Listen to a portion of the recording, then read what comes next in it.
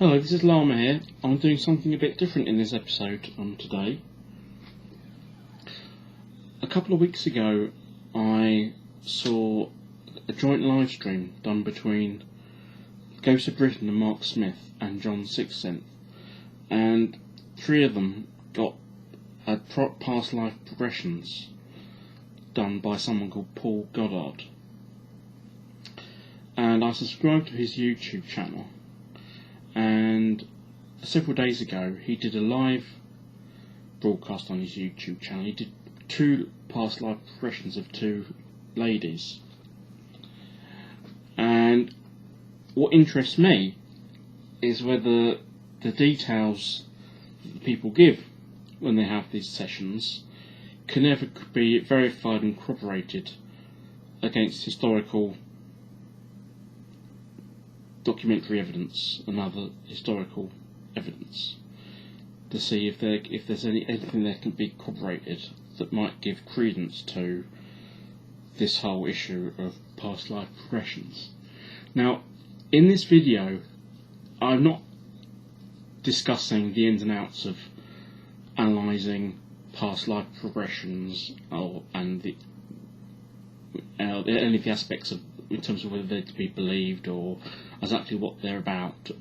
That's not the purpose of this video.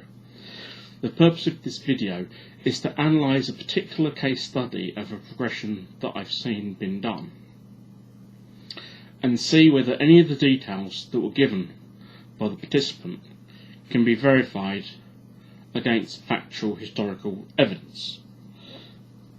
That's my interest, and that's the purpose of this particular video, because in the particular case study that I'm looking at was a session that was done by Paul Goddard, who I should add I have no affiliation with. I'm not associated with him in any way. But what I'll do is, below this video, I'll put a link to the video that he did on his YouTube channel, where you can actually see the progression being done. And what I'll show on the screen shortly is notations that I made during that session of all the details that this particular person gave out. And this particular person was a lady called, I think, Leslie or Lindsay. She was the first of two people that he did during this particular session. So basically I want to analyse the case study of that first session, the first participant that he looked at, and see whether any of the details that she gives can be corroborated or verified against historical information. That's what particularly interests me, and the reason why that particular session interested me, because the participant, I think her name was Lindsay or Leslie, she was giving out a lot of detailed information. She was giving out quite quickly. She wasn't struggling to give out information. He was asking her for names. She was giving not just the first names but surnames of people very quickly, very easily.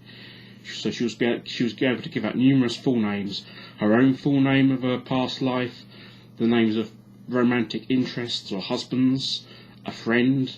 She was able to give out street names or partial street names, locations, the name of a child, the name of some grandchildren, various things, and she gave up a date as well. So what I'm going to show on the screen here is, here's a notation of all the details that she gave of particular aspects of her progression. And she stated that her name was Sophie Wright. That's the name she gave as age 21, and she stated that the year was 1914. So it would have been the year that the First World War started. And she said that in 1914, I'm just going to go through some of these details, and then I'm going to let you know the research that I've done on what I found out on whether it corroborates or not. So I'm just going at the moment going through some of the details that she gave out. So she said that she was age 21 in 1914. Her name was Sophie Wright, which would therefore give that's the only time she gave a year. But if she was age 21 in 1914, that would indicate that she was born around 1893. She said she was living in London, and she said she was working in London as a performance dancer on some sort of theatre stage, with a troupe of other female dancers. She said at that time that she had She didn't describe whether it was a boyfriend or a husband, but I think we can infer that it was probably a boyfriend who was called Fred Hampson. She said that she'd met him, I think, in a couple of years earlier, and that she'd become a stage dancer at age 19. And she said that the name of the theatre or place where she was performing when she was progressed to this particular time frame wasn't called the Royal. She didn't give the full name of the place, so what kind of theatre it is we don't know. What the full name is we don't know. I'll come back to that. She described she was in a flapper type dress. I'll come back to that as well. Then he progressed her to go slightly backwards in time slightly to when she was a child. She said that she was about age 7 and that she was living in North London, and she gave a street name, and it appeared that she had 3 siblings. He progressed her to go slightly forward from age 21 to when she was age 25, by which point she was pregnant. She had a baby girl called Rosie. She felt that she was still living in the same location. She gave a street name previously for where she was living. She said that she was working as a factory worker making postal sacks, and she gave the name of the factory or the name of the business in London. She said that her boyfriend or partner called Fred Hampson had left her by then and gone off with another dancer. He then took her forward when she was aged 38, which would have been around 1950. She said that by then she was with someone called Harold Smith. It wasn't stated, but it was implied that they were married, and that she'd met him while she was working at this factory in London. And she said by this point, when she was aged 38, she'd had 2 further children, and that she was living in Cheshire, and she gave a street name. He then took her forward to when she was aged 57. She gave the name of 3 grandchildren she had by then. Then he took her forward a bit more, and she said that she died when she was aged 68, which meant that, given that she said that she was aged 21 in 1914, would give it a death year of approximately 1981. So that's just a summary of the details that she was giving out. So from that, I've done some research using sources that are typically used mostly for genealogical research, family history research, and to see whether I could corroborate or verify any of this information that she was given. I'll get into that in a bit, but just first of all on some of the addresses that she gave out, very quickly.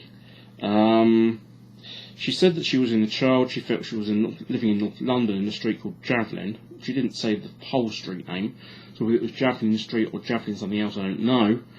But I did a quick look, and I can't find a street called Javelin Street, and I looked also at some old street names as well for London, some other sources, and I couldn't find any road names called Javelin anything. So I'm afraid, although Javelin was a very unusual name for a road name, I couldn't find any road name including that. Now, in the session, someone who was there, Nanny Lynn, said they found a Javelin Court, but I've looked at that, and the Javelin Court is not a road name, it's the name of a block of flats, a name of very modern flats, probably built in the 60s or 1960s and 1970s. And it's not in North London, it's in Streatham in South London. And so far as I'm concerned, the difference between North London and South London when trying to do this sort of research might as well be 50 miles away, given the size of London. So I'm afraid that doesn't count for anything. And as I say, it wasn't a road name, it was just a name of a modern block of flats built in the 60s or 70s by the looks of it. And it's not a road name, it was on the junction of 3 streets in Streatham. So I'm sorry I'm dismissing that. Regarding the address she gave in Cheshire, I haven't yet looked into that, and I wasn't even clear what exactly the name was, because it wasn't entirely clear if it was Roeburg or Welberg or Werburg. I wasn't quite clear, and again, they didn't give the latter part of the street name, only the first part, so I don't know whether it was street, road, avenue, don't know. I haven't looked into that, so that's another avenue of research.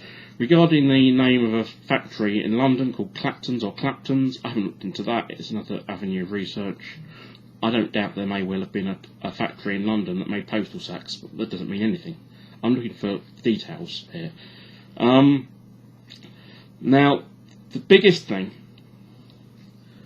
that really struck me out of all the details regarding their personal names or anything, was the bit of information she stated about a road name when she was aged 21 in 1914, when she was a dancer, a stage dancer.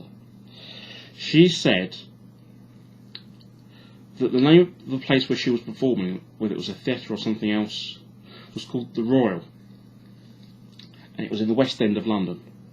Now, of course, anyone knows about the London West End. We know the West End has and historically has been full of theatres. It's Theatreland. And the Royal can't be a very unusual name for theatres and other places of performance. But I had a look anyway. There are 3 well-known theatres in the West End with the name Royal. They still exist now, and they existed then, and they existed by that name then. So there's the Theatre Royal Haymarket. There is the Theatre Royal Drury Lane, and there's also the Royal Court Theatre. There may well be plenty of other theatres or music halls at that time that were also known as the Royal something. So that would need further investigation. But what really struck me is when she was asked where she lived at that time when she was a dancer, she gave the road name Suffolk. She didn't say whether it was street or whether it was... She was just asked, what's the name of the street? And she said Suffolk.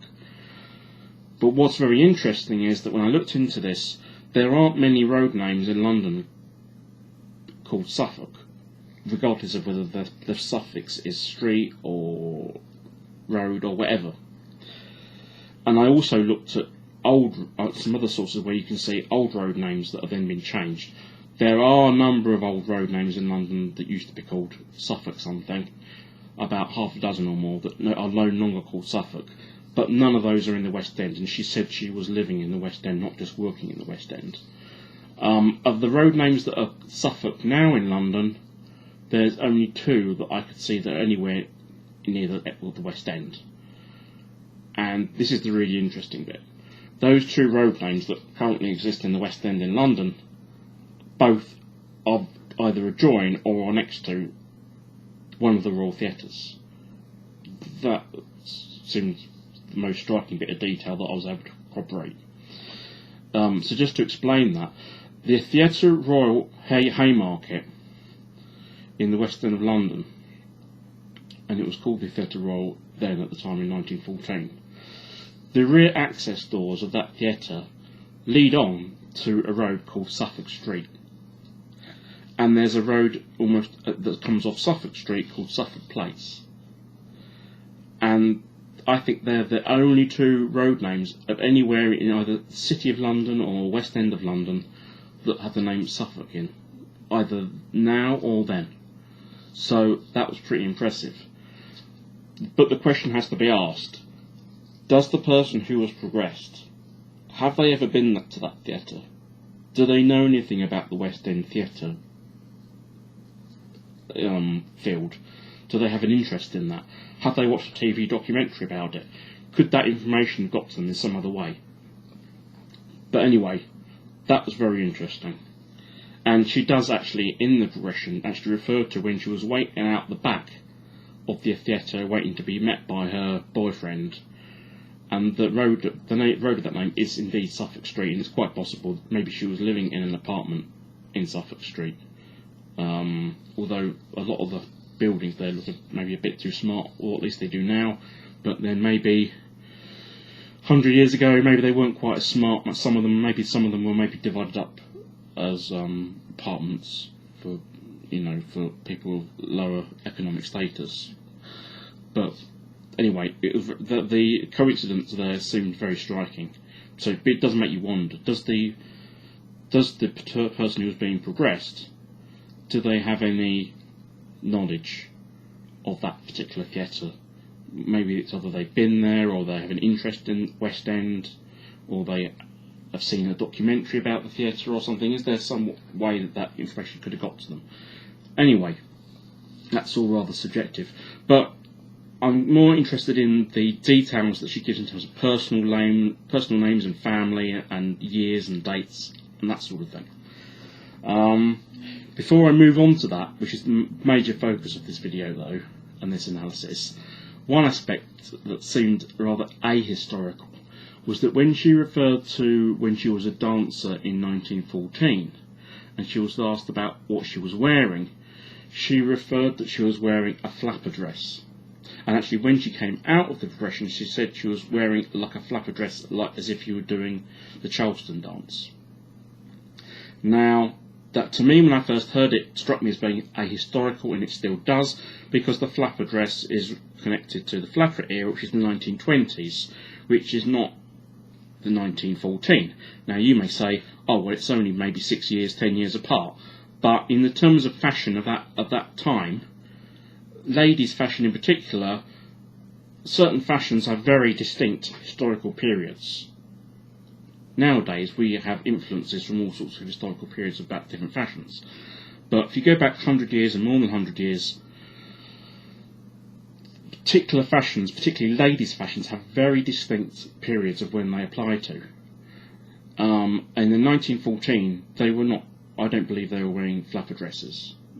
The fashion was not the Roaring Twenties. And okay, it's only 6 years apart, but that doesn't matter. It was distinctly different. Now, what could be the case was two issues here. One is the person who being progressed is just trying to interpret what she's seeing in her head, what she's visualising, and is trying to describe it as best she can. And what she sees, she's there inferring and interpreting that the best way she can describe it as being a flapper dress. So it could be that, where it's not actually, maybe it wasn't, but maybe she thinks that's what it is. So there's that aspect of it. The second aspect is, if she was a stage performer, certainly in certain sorts of environments, it's quite possible, of course, that the style of the dress that a dancer would wear on stage, particularly in maybe certain types of theatres or performance areas, the style of dress and the length of the dress and the hemline may be more risque, and therefore may more closely represent a flapper dress of a later time. So there's that aspect. The third aspect is that certainly in the 1910s, ladies' fashion was distinctly moving on from the Victorian period, where you had very fixed corset wearing type attire, and as the Edwardian period progressed and the 1910s progressed, ladies' fashion tends to be a lot looser, with much more straighter lines and less restrictive clothing. So, which is more coming towards the 1920s, where the style becomes much more straighter lines. So, I don't necessarily dismiss the fact that she called it a flapper dress for those reasons, but it's a point of note. Now I want to move on to the major part, which is about all the sort of historical details she gave out in terms of dates, names, family type issues, birth dates, years, etc, etc, etc.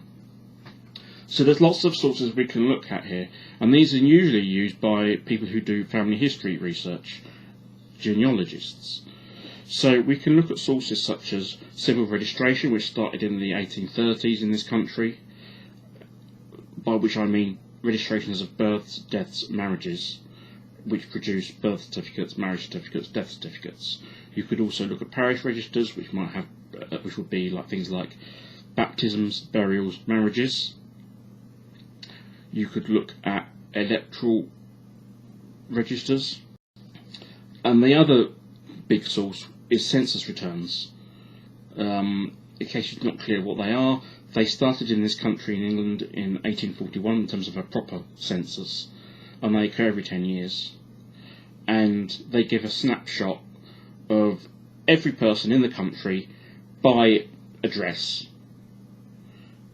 giving their details of their name, their relationship with other people in the household, their ages, where they were born, their occupation, etc.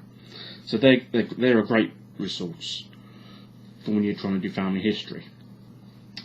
And they're available every 10 years, but unfortunately, because there's a 100-year restriction on when they become released, it means that the most up-to-date census that's currently available is the 1911 one, which is a bit of a pain because this person said that she was 21 in 1914, and all the other dates, all the other information that she gives after that won't be covered by any census that's currently available.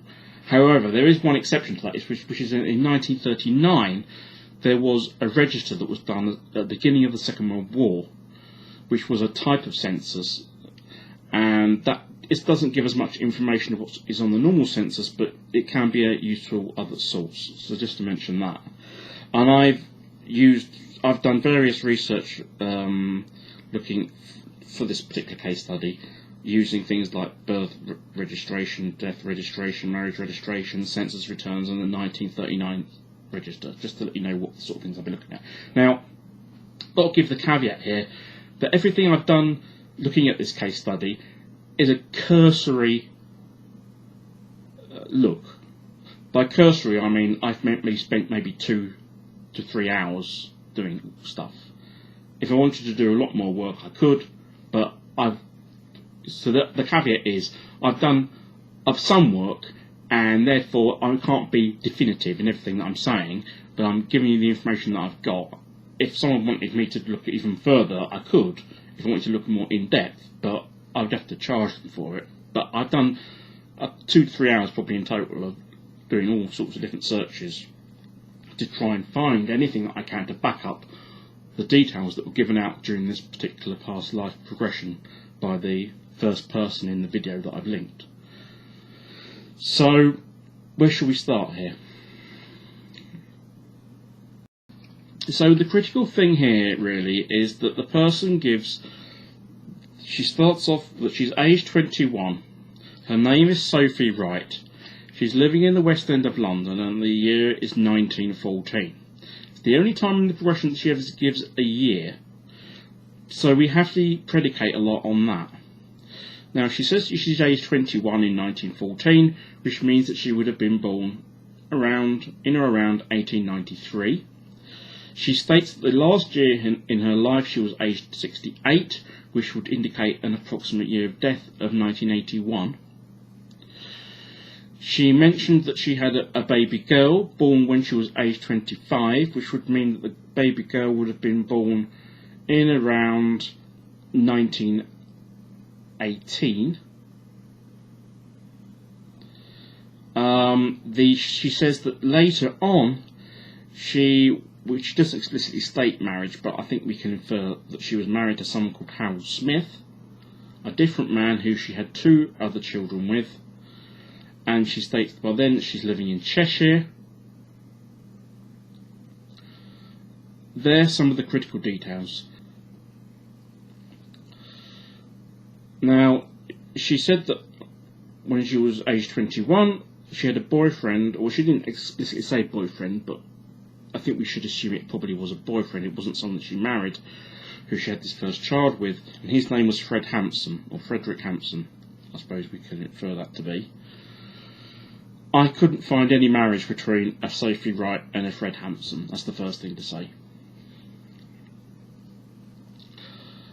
I think we have to assume that Wright is her maiden name or birth name, but we only can infer that, but I think it's fair to assume that. I'm not sure, we can't really work on any other basis in terms of trying to verify anything.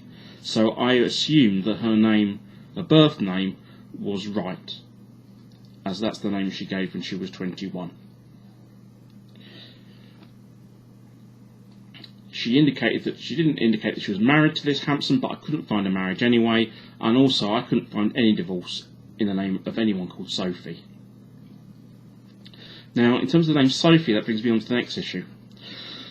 When I've heard that she used the word Sophie, that immediately concerned me, although in one way it was good. Let me explain that. Having done research in the past, I get a feeling for how common different Christian names are during different periods of history. Sophie, I consider to be a much more modern name, much more modern Christian name, at least in England or the UK, rather than someone who was born in 1893. But I thought, well, if that is her name and she was born in 1893, it shouldn't be that hard maybe to find someone of that name, given that we know her first name as well. And also, it will help maybe find her in future records when she gets married or she has children. So in some way, I regarded that as a positive. But in another way, I regarded it as a negative, because I thought it was a very unlikely surname. So I tried to find a birth for a Sophie Wright in or around 1893. As I suspected, Sophie at that time is a very unusual name. In 1893, as an example, only less than 100 children had a name registered, either the first name or their second name. Only 100 babies, or less than 100 babies in 1893, their births were registered with the first or second name Sophie, and that's regardless of surname, regardless of their surname. So it's very uncommon. Also, I did it by spelling of Sophie as just Sofie. That gave me no results at all for that particular year. When I expanded it to a 10-year period, about 1893, it came up with about 1,000 children whose births were recorded in that period, in the 10 years around 1893, which means on average less than 100 children a year in that period were registered with either the first or second name Sophie, regardless of their surname. So you can see it's an unusual name. But what I have done is, when I did the other research, I expanded it so that I thought, well, maybe it's not Sophie, maybe it was Sophia. So instead of being IE, it was IIA. I thought maybe that's a more common name, and I was right, it is a more common name. For example, in 1893 alone, about 1,000 or more children had their names registered as Sophia, other than the first second name, compared to less than 100 being Sophie. So when I did the other research, I didn't necessarily just predicate it on it's got to be Sophie, but I did, could it be Sophie or Sophia? So I extended it to that as well. Now, first of all, I tried to find, well, could I find the birth of this child that she had? She said she had a baby called Rosie. So I thought, well, okay, it could be Rosie, but the name, the actual registered name could be Rose or Rosemary or something else like that. Let's assume the name was right and it was illegitimate. I'd see if I could find a birth registration for a suitable person born in or around 1918, because she said that she was pregnant in 1918, and that's when it was born, this child. I did found a Rose Wright, whose birth was registered in Brentford, but that was in 1920, but it is London. That's about the closest thing I could find. Then I thought, well, what if the birth was registered in the name Hampson? In other words, was it registered in the name of the father, regardless of whether they were married or not? Because that's another chance. Even if they weren't married, it's still, and as I explained earlier, I couldn't find a marriage between a Sophie Wright and a Frederick or Fred Hampson. Couldn't find one. But maybe the child was registered in the name Hampson. That's not unusual that occurs, even if they're not married. That can happen. So I thought, well, is there a Rose or Rosie or Rosemary? I found 3 possible Rose or Rosie Hampsons born in the period between 1916 and 1920, and their births were registered in London.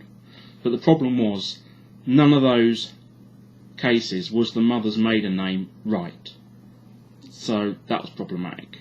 But I did found a Rosie G. Wright, registered in Brentford, London in 1920. That's the closest I could get to the birth of that child. Unfortunately, although she says in the progression that she had 2 further children, she doesn't give their names. So there's nothing I really could have done on that part. But I did try to find her anything about her child. Now, regarding her birth of Sophie Wright herself, as I say, the Sophie name is unusual. I did find some Sophie Wrights born in or around in 1893. Not very many. Even as the country as a whole, as England as a whole, not that many. For registrations of Sophie Wrights in London in or around 1893, there were very, very few. And the two best candidates that I found, their life histories did not tally with the progression. So the best candidates that I found didn't match with the progression. There were a lot more Sophia Wrights born in and around 1893. In fact, I looked 10 years either side of 1893 when I tried to find a birth for Sophie Wright. And I did the same for Sophia Wright. There are plenty of Sophia Wrights registered in London in and around 1893. to investigate all of those would be a lot more work, but there were plenty. But Sophie Wright's in around 1893, very, very few. I only found 2 or 3 decent candidates that were close to that year, and as I say, even although they were Sophie Wrights, or the first or second Christian name was Sophie, I looked into the life history of those 2 same people and they did not tally. So I'm afraid I've not been able to find a marriage for her to Fred Hampson. I've not been able to find a birth for Sophie Wright. I've not been able to find really a satisfactory birth for her first child, Rosie. So that, I'm afraid, is all bad news in terms of trying to verify details. She then suggests that it's intimated that she was married to a man called Harold Smith, who she had 2 other children with. Now, of course, the pain here is that the surname is a very common name, Smith, which is a nuisance. I could not find a marriage between a Sophie Wright and a Harold Smith, though. I couldn't find one. No marriage between 2 such people. Couldn't find one. She said that in the progression that they'd moved to Cheshire, from London, that they were in Cheshire by the year 1951, approximately, when she was aged 38. I haven't looked at the street name in Cheshire. It wasn't even pronounced that clearly. I couldn't even work out what it was, so I haven't looked into that. So that needs investigating in terms of that road name in Cheshire. But I couldn't find any marriage between those 2 people.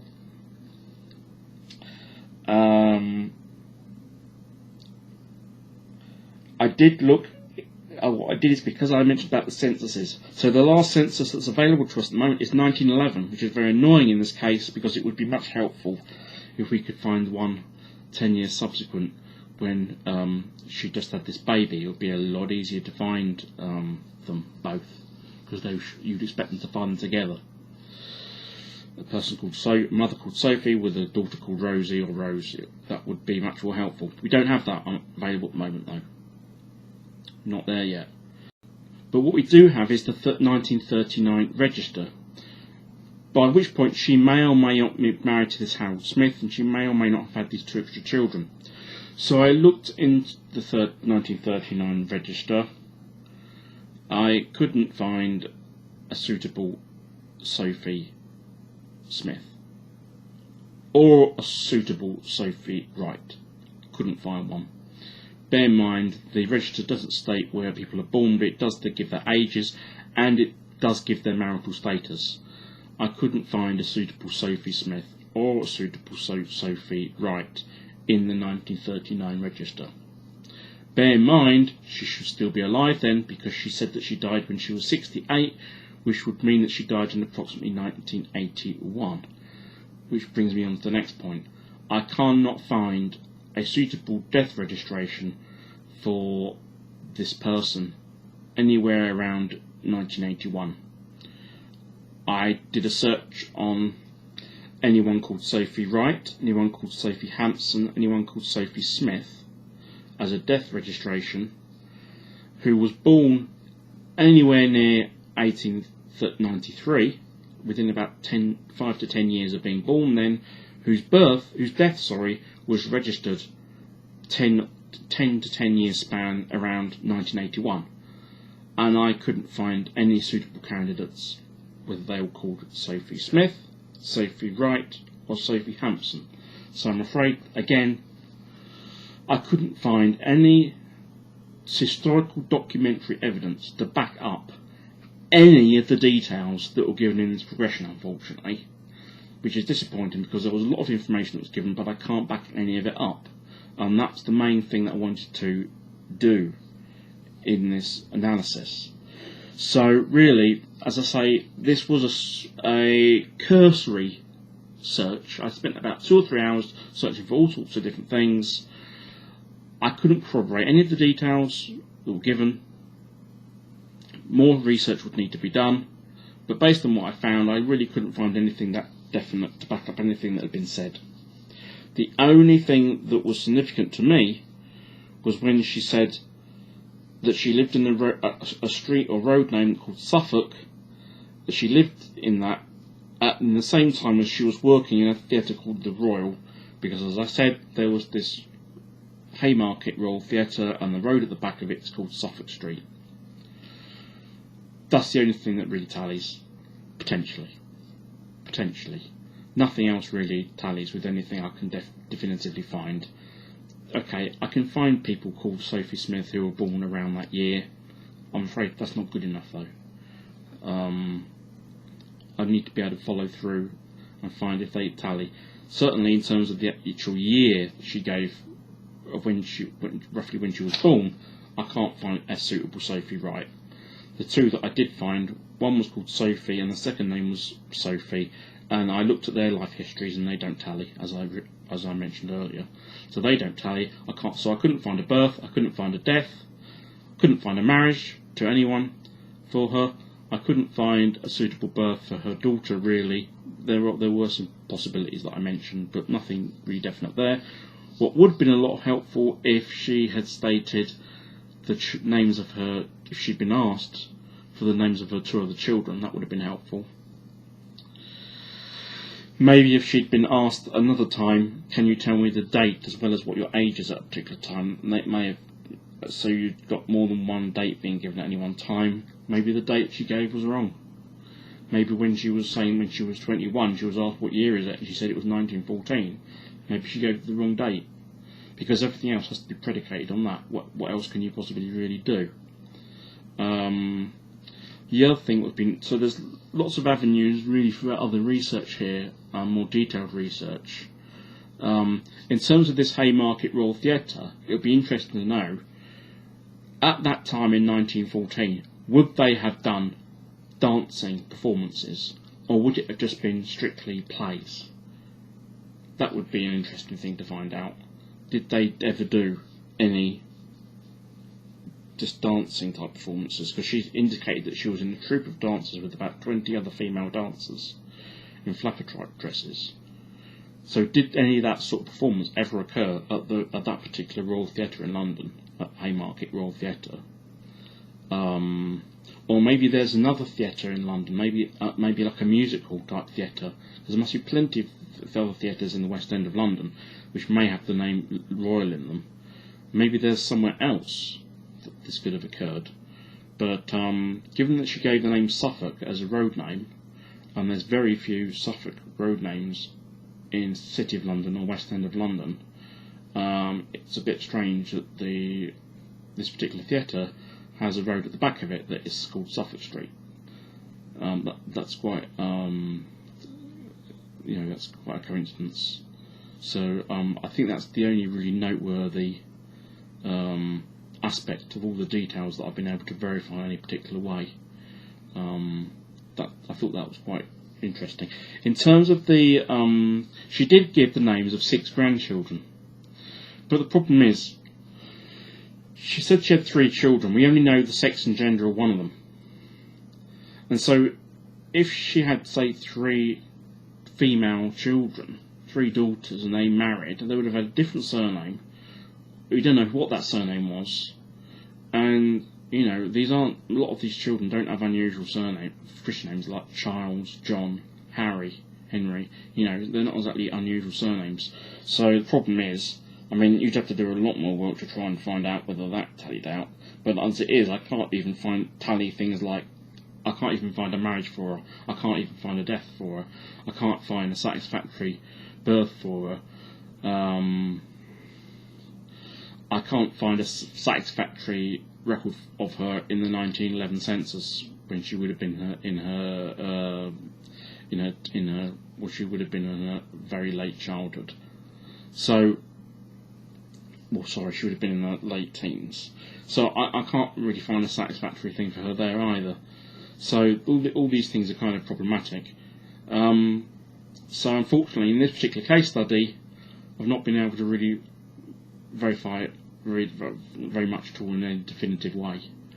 But if the person wants to contact me and wants me to do more work, that's something I might be prepared to do for a fee. If there's anyone else out there who wants to or has done a past life regression and they would like to have any details researched looked into, they're welcome to contact me, and it's something I may be prepared to take on. As I said at the start, I'll put a link below to the progression so you can see it for yourself, and the person who was doing it is Paul Goddard. It was on his own YouTube channel. Just to be clear, as I said at the start, I'm not affiliated to him in any way, not associated with him in any way, but I'll put his link below in the YouTube link of that video, so you can see the video for yourself. But that's basically the results of my cursory research into that case study, and I'm afraid it comes back all rather negative mostly. But the Suffolk Street thing was very interesting, and what I'll do is I'll put another link below to a Google Images link where you can see the Google Street View of Suffolk Street at the back of that Royal Theatre Haymarket. But that might be an aspect where someone should do some research there. Did they actually do dancing performances at the theatre at that time, or was it only plays? That would be a useful thing to find out. And also, what would a dancer at that time in 1914 in a female dance troupe, what would they have worn? Would their dress be like a flapper dress or not in 1914? That would be a very interesting thing to ascertain, because I think the flapper dress thing to me seems a bit ahistorical, but if they were dressing in a slightly more risque manner, maybe the dress would be very much like a flapper dress of the 1920s. Something worth investigating, I think, there. So that's the end of this particular video. Let me know what you think.